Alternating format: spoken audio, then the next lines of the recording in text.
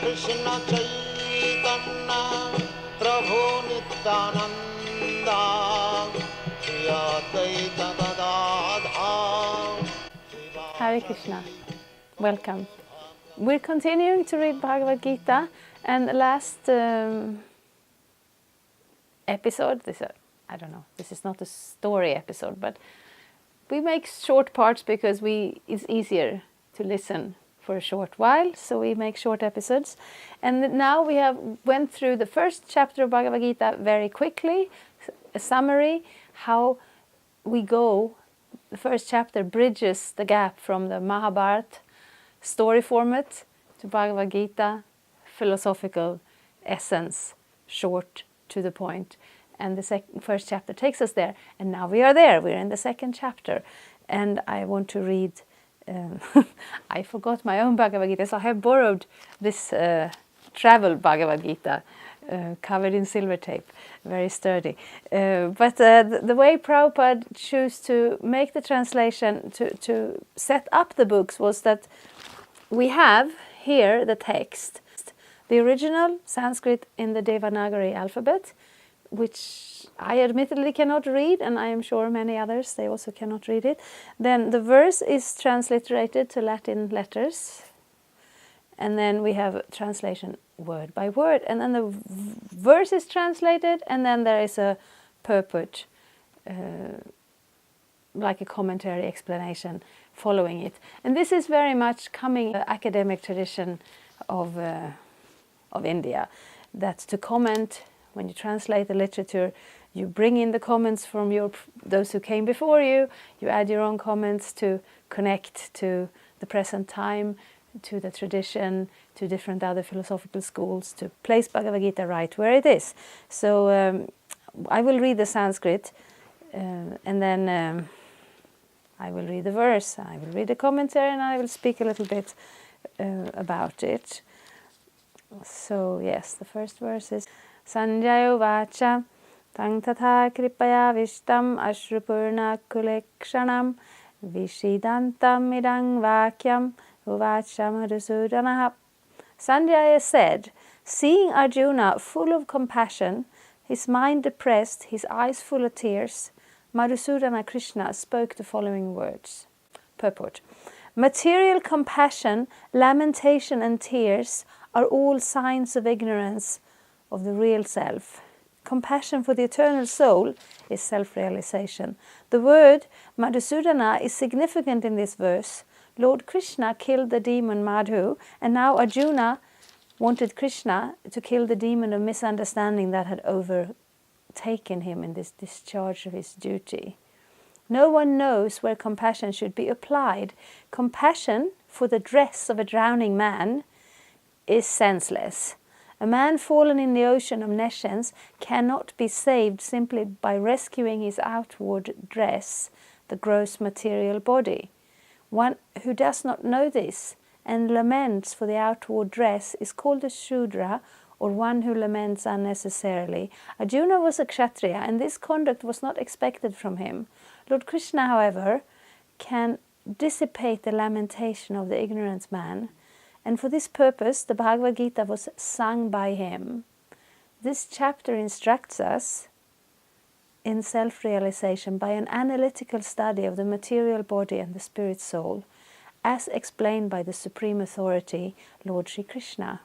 This realization is possible when one works without attachment to fruitive results and is situated in the fixed conception of the real self. Yes. So this is a very short introduction, but it is very substantial. It contains some truths. Material compassion, lamentation and tears. The point here is that we do not aim for cutting off our emotions, from becoming cold and uncaring. That is not the point at all. The point is that we need to understand what is what. We need to understand how to apply this compassion.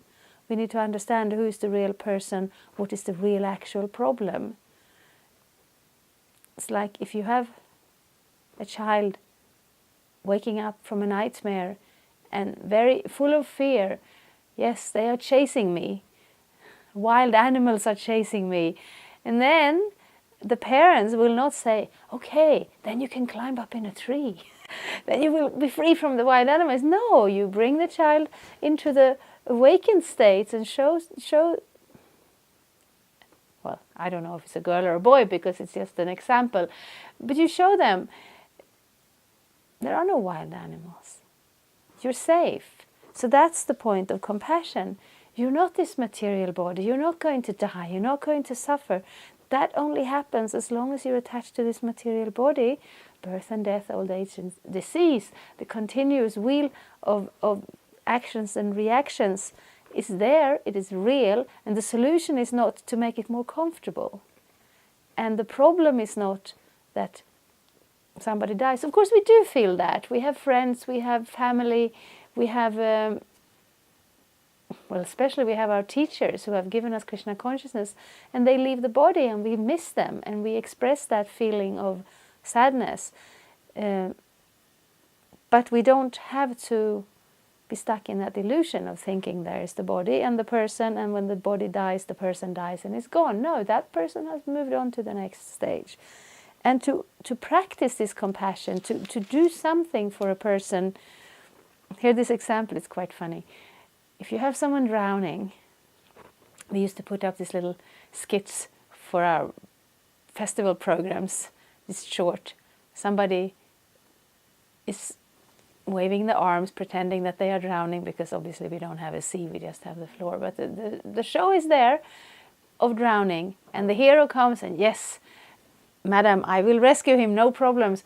He jumps in the water and starts to pull the man's coat off and pull the man's hat off, and he goes back to the shore and says, see, I have saved him. And she's like, you are not very intelligent, are you? This is just a coat. The person, he's out there, he's still drowning. And that's the situation. We're in this material world, and if we put all our efforts into caring and taking care of the material problems to the exclusion of understanding, realizing our spiritual identity, then we're just like that. We're standing on the shore with a coat. The real person is in trouble, in real trouble. And Bhagavad-gita, Krishna wants to show us that distinction, because that is the basis of everything else. Because this philosophy, it goes deeper, it goes more, it expands, it gives us more and more understanding, and it also will give us some, how to say, advice on how to live our lives to better practice self-realization. But if this first initial point of understanding the differentiation, the difference between the material body and the spirit soul, the actual conscious person, then the rest will not make sense to us. Maybe it will be nice, maybe we will like it, there will be some yoga, some philosophy, it's all right. But the actual urgency, the actual reality is that there is a difference between me and my body, and I need to understand that in order to practice self-realization. So we are speaking here about that person who laments unnecessarily. So we don't want to cut off our feelings, but we don't want to drown in an ocean of sorrow unnecessarily, which will, how to say, it will paralyze us. We won't be able to move forward, and we won't be able to, how to say, become strong and serious about the essential parts of life. So Shudra and Kshatriya here, they are of course considered as groups or classes in society, but mostly here we are speaking about the mentality. And that is a mentality that we don't have to adopt. We can understand from the Bhagavad-gita that we are the eternal spirit soul. We can practice Bhakti Yoga, and we can gain some realization that lifts us over this level of lamentation. We will not be uncaring and harsh and cruel. That's not the goal. But we will become peaceful, and we will become situated in self-realization. And from that level, we can actually do something to help the suffering in this world.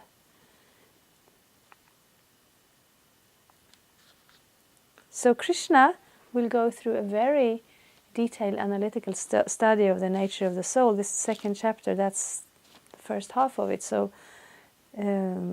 this realization is possible when one works without attachment to fruitive results and is situated in the fixed conception of the real self. So that sounds simple and to the point. It is a journey, because it consists of actually realizing these things, not just learning the words. And we can do that. We will follow Krishna into the second chapter of the Bhagavad-gita. Thank you very much. Hare Krishna. Thank you for watching. We aim for updates every Tuesday and Friday. Please come back. If you have any questions or comments, please leave them down there. We also have some links and information for you.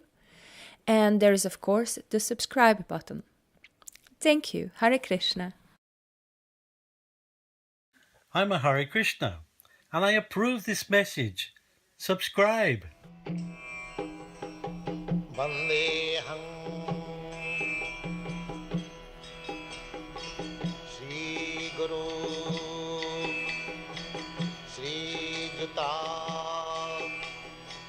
Padakamalang